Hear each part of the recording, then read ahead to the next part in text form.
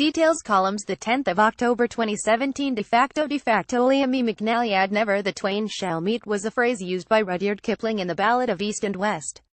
One wonders if life is lived in a parallel universe. On one side you have regular people doing their everyday bits of everyday living, and then you have those who make decisions that affect the rest of us. Brexit talks are a muddle of confusion. The Brits do not know what they want. Neither do the eirexits. Taoiseach Leo is sitting back letting it all unfold despite calls for him to be proactive. Some state of affairs when we as Irish people are the most affected by Brexit and we are not even at the negotiating table. Will our laissez-faire attitude once again allow a border to split the land? The predecessors of the current government shirked their national responsibilities in 1925 by walking away from any real negotiations on the Irish Boundary Commission. More truth at that time might have saved a lot of trouble some 40 years later. Truth is not a great bedfellow for politicians. Will the current government also walk away from negotiations that will affect this country for generations? Hiding behind European skirts is neither an option nor a form of leadership. It is capitulation. Irish politicians should be at the forefront of Brexit negotiations. We have capable men and women in many government departments. Irish citizens are waiting open-mouthed for details from Brussels about our future. It is preposterous. It would be funny if it were not so serious. What is the benefit of foreign politicians posing for photographs as they straddle the Irish border? Can they really feel any sense of the impact of border life or island life? What have we learned since the last great eirexit intervention, when the non-elected ECB's Jean-Claude Trichet instructed us to take a bailout to pay off his bondholder colleagues? Fianna Fáil capitulated. Later, Fine Gael bore pinned that bank debt on the shoulders of Ireland's children for generations by assuming it as sovereign debt. The sad reality is that the only sovereignty we can claim is sovereign debt. Unified Army we are losing the grip.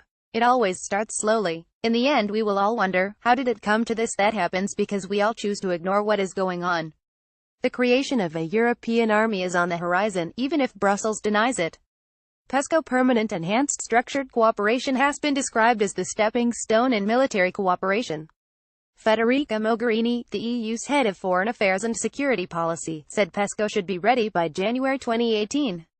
This is all in the wake of an ongoing silence from Britain because of Brexit and from Ireland, a supposed neutral country.